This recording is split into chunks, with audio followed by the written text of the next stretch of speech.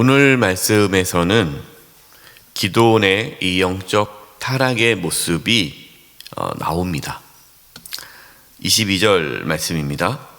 그때 이스라엘 사람들이 기드온에게 이르되 당신이 우리를 미디안의 손에서 구원하셨으니 당신과 당신의 아들과 당신의 손자가 우리를 다스리소서 하는지라. 이스라엘 사람들은 미디안과의 전쟁에서 승리하게 하신 분이 하나님이심을 알지 못했습니다. 하나님께서 이것이 염려가 되셔서 많은 군사를 이끌고 가지 말고 300명만 데리고 가서 전쟁에 나가 싸우라 하신 이유가, 조금 인원이 많으면 이스라엘이 군사력이 좋아서 우리가 힘이 있어서 이겼다라고 할까봐 300명만 데리고 나가 싸우라, 그렇게 말씀하신 겁니다. 근데 300명만 데리고 나가 싸워서 승리했는데도 불구하고 이 전쟁을 승리하게 하신 분은 하나님이 아니라 기드온이다. 이스라엘 사람들은 기드온을 이렇게 주장하는 겁니다.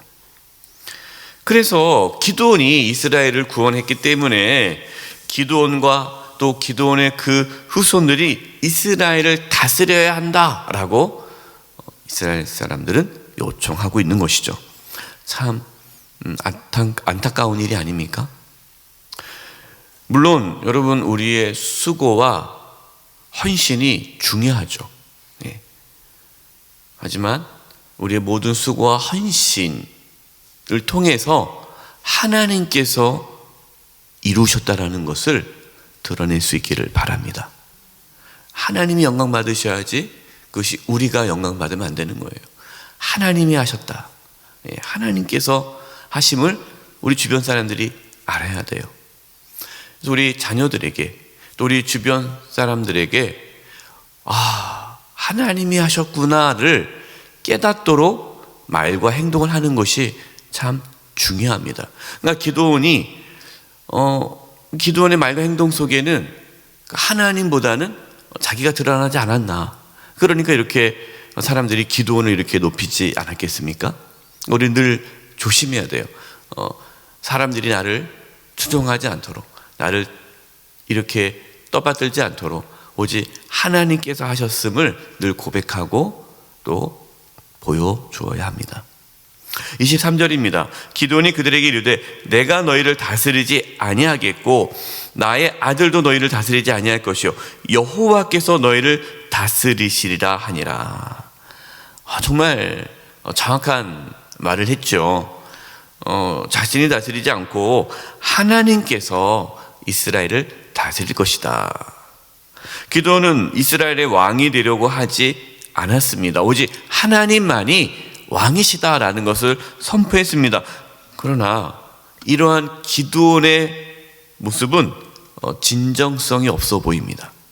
왜 그럴까요? 그 다음 24절과 그 이후에 한 행동을 보면요, 기드온은요 상당히 이중적인 모습을 볼 수가 있어요.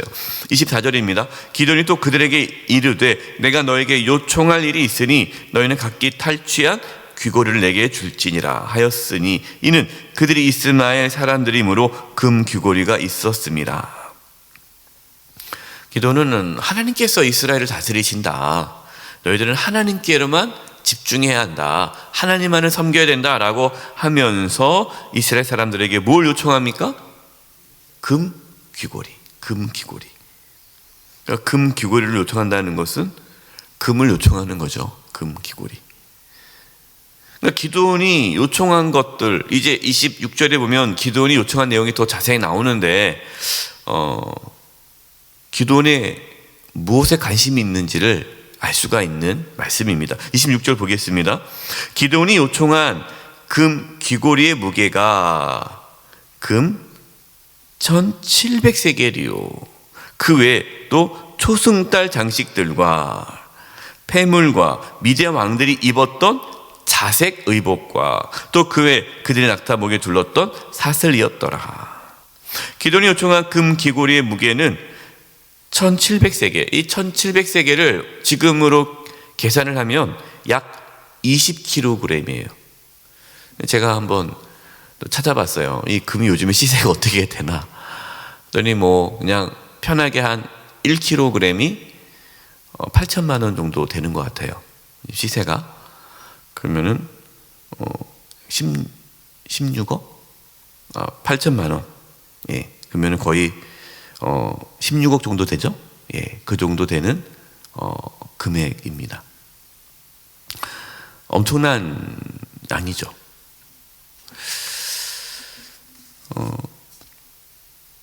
기도는 이 금 귀걸이뿐만 아니라 또 요청을 보면 이 초승달 장식을 요청합니다. 그리고 폐물, 그리고 미디안 왕들이 입었던 자색 의복. 이 자색 의복이라는 것은 왕이 입는 옷이거든요. 그리고 미디안 왕들이 그 낙타가 탔던 미디안 왕들이 탔던 그 낙타의 목에 둘렀던 그 장식들. 이것들은 다 지금 이 초승달 장식, 그다음 폐물, 자색 의복, 또 낙타 목에 둘렀던 장식, 사슬, 이 모든 것은 다 이 왕이 갖는 물건들이에요. 그러니까 지금 기드온은 나는 왕이 되지 않겠다 했지만 실제로는 왕의 행세를 하고 싶은 거예요. 예. 겉으로는 하나님의 뜻대로 살아간다 하면서 속으로는 세상의 욕망이 가득한 거죠. 하나님을 내세우면서 자신의 이권을 챙기는 겁니다. 여러분, 참 무서운 것 중에 하나, 신앙에서 참 무서운 것 중에 하나가 외식이에요. 외식. 예수님께서 당시 종교 지도자들을 책망하신 것도 이 외식 때문입니다. 죄를 지었으면 내가 죄인입니다 인정하면은 용서를 받고 하나님의 은혜를 경험하게 될 텐데, 나는 의인이라는 거죠. 의인. 나는 지금 괜찮다. 나는 하나님을 잘 섬긴다. 나만큼 하나님 잘 섬긴 사람 누구 나와보라고 그래. 자기는 엄청 신앙생활 잘하고 있다고 하는데 속으로는 자신의 이권을 챙기는 이것이 이제 외식이죠. 예수님 그걸 책망하셨습니다. 기드온이 지금 이런 모습을 갖고 있는 거예요. 우리 자신을 점검해야 됩니다. 우리 자신을 속여서는 안 돼요. 우리는 정직하게 하나님 앞에 나아가야 합니다. 여러분, 연약함 괜찮습니다. 우리 다 연약하지 않습니까? 자신의 연약함을 인정하는 거는 괜찮아요. 근데 문제가 자신이 연약하지만, 내가 범죄했지만 그렇지 않다고 속이는 것이 정말 무서운 겁니다. 늘 하나님 앞에 진실되고 정직하게 나아갈 수 있기를 바랍니다. 27절입니다. 기드온이 그 금으로 에봇 하나를 만들어 자기의 성읍 오브라에 두었더니 온 이스라엘이 그것을 음란하게 위함으로 그것이 기드온과 그 집의 올무가 되니라. 기드온의 영적인 타락의 절정이 바로 이 금으로 만든 에봇이에요. 이 에봇, 그것도 금으로 만들었어요. 그러니까 금으로 만드니까 얼마나 신령하고 거룩해 보입니까? 그거를 자기의 성읍에 둠으로써 사람들이 그 에봇을 섬기게 했어요.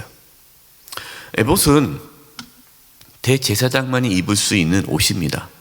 에봇의 기능은 하나님의 뜻을 찾는, 하나님의 뜻을 분별하는, 판결하는 그 옷이에요. 근데 기드온은 대제사장만이 입고 또 하나님의 뜻을 물을 수 있는 그 에봇을 자기가 만들어 버렸어. 금으로. 더 화려하게. 그래, 마치 자신이 대제사장인 것처럼 사람들로 하여금 그 에봇에 나와 하나님의 뜻을 묻도록 그렇게 만든 거예요. 그러니까 겉으로는 나는 왕이 아닙니다. 하나님이 하십니다. 하지만 왕의 행세를 했고 또 금으로 에봇을 만들어서 제사장 역할을 하면서 백성들이 자기를 따르도록, 자기의 말에 순종하도록 그렇게 만들어버린 거예요. 결국 기드온의 이러한 행동들이 이스라엘을 타락하게 만들었습니다. 31절입니다. 기드온이 아내가 많음으로 그의 몸에서 낳은 아들이 70명이었고 세겜에 있는 그의 첩도 아들을 낳았으므로 그 이름을 아비멜렉이라 하였더라. 기드온은 아내를 많이 두었습니다. 하나님께서 이 기도원을 지도자로 세워 주셨는데 그 권력을 이용해서 자신의 탐욕을 채우는 데 급급한 모습을 볼 수가 있어요. 아들만 70명이에요. 딸 빼고. 그러면 얼마나 많은 아내를 두었겠어요. 네. 아내뿐만 아니라 31절을 보니까 첩까지 두었습니다. 이처럼 기드온은 영적인 분별력을 잃어버리고 세상적인 욕망에 사로잡혀 살았습니다. 이렇게 기드온이 영적으로 바로서지 못하고 죽자 이스라엘은 하나님을 떠났습니다. 33, 34절입니다. 기드온이 이미 죽음에 이스라엘 자손이 돌아서서 바알들을 따라가 음행하였으며 또 바알 브릿을 자기들이 신으로 삼고 이스라엘 자손이 주의 모든 원수들의 손에서 자기들을 건져내신 여호와 자기들의 하나님을 기억하지 아니하며. 기드온이 죽자 이제 겨우겨우 하나님을 섬겼던 그 이스라엘 백성들 완전히 하나님을 떠나버립니다. 기드온은 자신이 세상을 떠나기 전에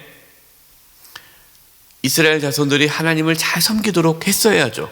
그래서 자기가 세상을 떠나도 이스라엘 자손들이 하나님을 잘 섬길 수 있도록 그러한 신앙 양육에 신앙의 유산을 남겨주는데 온 힘을 쏟아야 되지만 기드온은 거기 관심이 없었어요.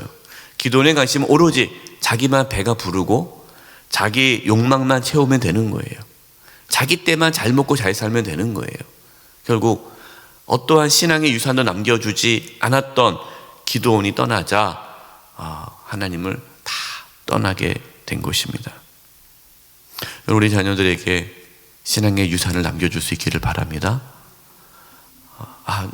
나만 이 땅에 잘 먹고 잘 살면 돼. 그것이 아니라 정말 우리 자녀손들이 하나님을 잘 섬겨서 이 마지막 때에 끝까지 믿음의 길을 걸어갈 수 있도록 여러분 거기에 온 힘을 기울일 수 있기를 바랍니다. 35절입니다. 또 여룻바알이라 하는 기드온이 이스라엘에 베푼 모든 은혜를 따라 그의 집을 후대하지도 아니하였더라. 이스라엘 자손들은 하나님뿐만 아니라 기드온도 잊어버렸어요. 기드온도 잊어버린 거예요. 보십시오. 기드온은 하나님께 쓰임받는 삶을 살았죠. 젊었을 때 하나님께 쓰임받았습니다. 하지만 그의 노년의 삶은 이스라엘을 하나님께로 이끌지 못했습니다. 여러분 우리는 끝까지 믿음의 길을 걸어가야 합니다. 끝까지 하나님 앞에 서는 그날까지. 우리가 살아있다는 것은 하나님께서 우리에게 주신 사명이 있다는 거잖아요. 그래서 오늘도 또 내일도 하나님 앞에 서는 그날까지 우리에게 주신 사명, 그 사명을 까지 완수해서 주님 앞에 섰을 때 잘했다 칭찬받고 또 우리 자녀 손들도 까지 믿음의 길을 잘 걸어갈 수 있기를 간절히 축원드립니다. 기도하겠습니다. 하나님 아버지, 저희들 끝까지 주님을 잘 섬기게 해주시고 주님의 말씀 붙잡고 살아갈 수 있도록 도와주시옵소서. 특별히 우리의 자녀들이, 우리 손주들이 믿음의 길을 걸어갈 수 있도록 주여 도와주시옵소서. 오늘 하루의 삶을 주님께 의탁드리옵고 예수님의 이름으로 기도드립니다. 아멘.